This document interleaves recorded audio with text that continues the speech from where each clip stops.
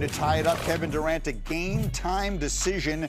Alan, what do the Lakers need from LeBron James if they're going to take a commanding 2-0 lead? Well, more of the same of what he did in Game 1, which is not as much scoring with 19 points, the facilitating, the passing.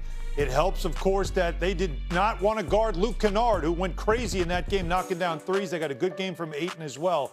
But for LeBron James, in this game, even with KD back and a little compromise, can he reach back and give you a 30-point performance, which actually he did against Houston back in March? Monica, what does the KD injury mean for this series? It was billed as LeBron versus KD, and LeBron was the one who didn't have any help, and it was much too easy for the Rockets. And then suddenly out goes KD with a knee injury that he suffers in practice, and all bets are off. Where do we stand?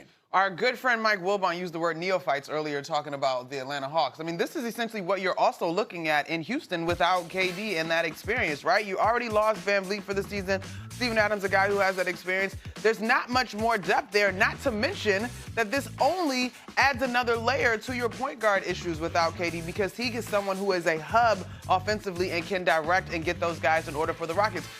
I'm not going to put it out of the realm of possibility for something to happen because, to Han's point, you're asking a lot of LeBron James in a series, which is a shortened time period. But if there's no KD, I don't think the Houston's going to get out of this. Yeah, KD's still listed as questionable for the game. Now, again, it's a knee contusion, right? So they're saying he can play through the pain. The problem is his mobility. And that's what they're worried about. Will he have the ability to play defense? Will he have the ability to get open in a playoff game against tougher defense? So that's something to watch. But if you're him, you know you've got to play in this game. These two have only ever met in the finals when it comes to the postseason because they played in opposite conferences for most of their careers. So we're looking forward to one more, head-to-head between these two guys. Yeah. So far, we haven't had the chance to get it. And as far as the time is concerned, the time frame, the schedule makers did them a little bit of a favor. Did LeBron a little bit of a favor, right? They play Saturday, then not till Tuesday, then not till Friday. So lots of time off for his 41-year-old body to sort of get itself back together. By his own admission, it takes him a little bit longer to get warmed up these days. So, yes, that is fortuitous to him, but in the same breath, it is for KD as well if the Houston can avoid getting into a hole that they cannot get out of. Yeah, he can get into the cryo chamber one day and then get a practice in the next day and still play.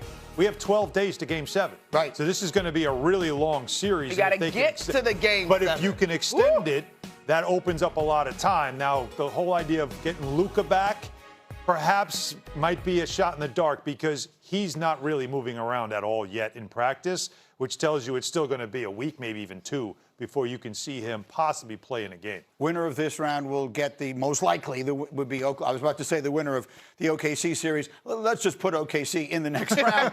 So the winner of this one will get OKC in the next round. We'll see how that turns out. More hoops as we go. Back to the NFL. Anthony Edwards looking to even up the series against that man, the Joker. I've got Alan. I've got Monica. Just over 5 minutes left in the second quarter. Look at Ant Edwards, Monica, getting into the painted area and hanging in the air. Yes, indeed. Ready for the contact. Probably could have got the hoop and the harm there, although I'm glad that was a no call. Final seconds of the half. There's no reason we'd show it to you if it didn't go in. Jamal Murray with the heave to tie it. So we're all even at 64 going to the second half. Such a good rivalry between these teams. Games always good. Nuggets down 2 in the third. We got Jokic. Allen from the outside. He had a big third quarter, dominating this game, and then all of a sudden, somebody pulled the plug on him in the fourth quarter. He had 16 in that third. Nuggets had a 3-point lead going to the fourth. But as you say, Jokic couldn't get it going in the final period. Misses there. Now let's stay with the play. DiVincenzo, Jaden McDaniels is all alone under the basket. Minnesota, a 1-point lead. Next Denver possession, still a 1-point game. Jokic again, no good. Short. DiVincenzo out in front of the field. Yeah, and this is, again, who had more energy? It was the road team. Normally the road team suck and win in the fourth quarter, but Denver was in this game. And watch his Gobert. Give me that! Here. Oh. Over Jokic, Minnesota by 4. Now, Jokic would be 1 of 7 from the floor in the fourth quarter. Here's the one, and it's pretty emphatic, slamming it in the face of Rudy Gobert. But 1 for 7 is 1 for 7. Nuggets get within 2. 15 seconds left. Nuggets down by 3. Murray, no. DiVincenzo. Let's go the other way. DiVincenzo with a dagger slam. T-Wolves win it by 5. and I need a happy A-Rod cutaway. Give me A-Rod happy. There we go. Hugs. Timberwolves with the Holding win. on. Is that a So hug? off that win, let's run the floor, starting with that game. Alan, does Minnesota now have the edge in that series, tied at 1, heading back home? I'm not going to give him the edge because Denver still has the best player in the series, and that's Nikola Jokic. You can't imagine he's going to have back-to-back poor finishes. He had a strong game up until that fourth quarter. Gobert had it for once against him one-on-one. Defensively, yes, Minnesota knows what they need to do against Denver, but can they replicate this again? They're going home, and Anthony Edwards has his energy back. The early game last night, Monica, the Cavs defending home court. They beat Toronto 115-105. They have a 2-0 series lead. You think the world is sleeping on Cleveland in the Eastern Conference? I do not think that the world is sleeping on Cleveland. I think Cleveland's getting the respect that they were due. Most teams that were in a position to get Toronto wanted Toronto because they have struggled this year. So Cleveland taking care of business, good on them, but I'm not going to be overly impressed with this, the way they've played against Toronto so far. And then finally, we've got the pivotal game 2 tonight between the Lakers and Rockets. Houston needs a win. Days from that, Tuesday means game 2s across the NBA playoffs. We got the good ones, 7 Eastern. We got the Sixers and Celtics. Well, good for Boston. They lead 1-0 in the series after a 32-point win Sunday. Largest win in a playoff opener in the franchise's history. For Philly, Joel Embiid's health remaining the biggest question in that series after that appendectomy in Houston. Then at 8, it's the Trailblazers and Spurs. They tip things off. Victor Wembanyama put on a show in his playoff debut, becoming the first player in playoff history to debut with 35 points and 5 triples made.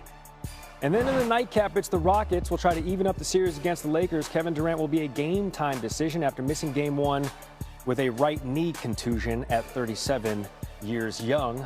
Let's talk about it. Perk, back on the program, and let's start, Perk, right there with the Rockets and the Lakers. Houston failing to reach 100 points in Game 1. How do they generate more offense in Game 2 tonight, especially if they don't have KD for another game?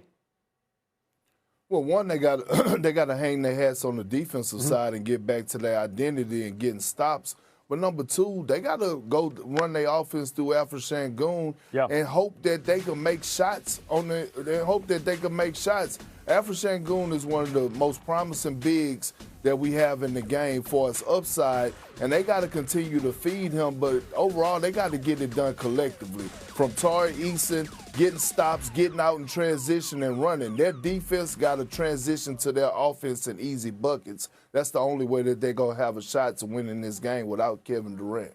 Speaking of promising bigs in the Western Conference, I think Victor Wembanyama checks that box as well. An impressive playoff debut. This his 3rd season, 35 points in Game 1. That is the most by a Spurs player in their playoff debut, previously held by Tim Duncan. What impressed you most about Wemby's performance in Game 1, Perk?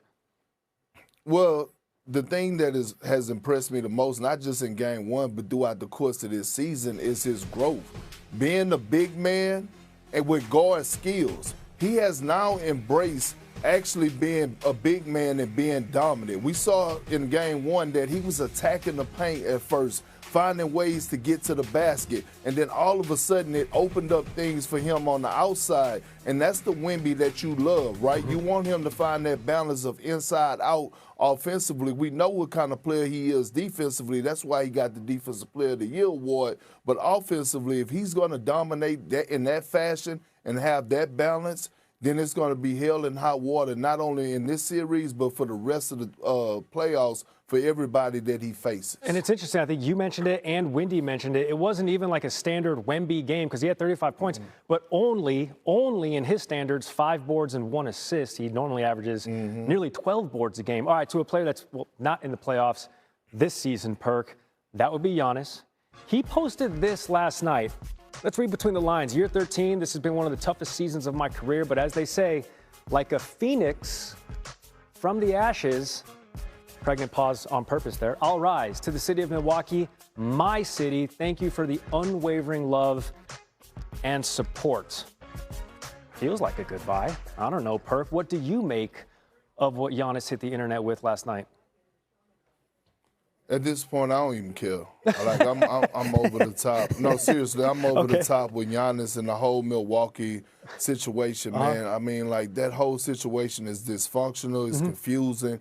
Giannis don't really know if he's going or coming. At this point, if he stays in Milwaukee, good for him. If he don't, good for him. I don't even give a damn.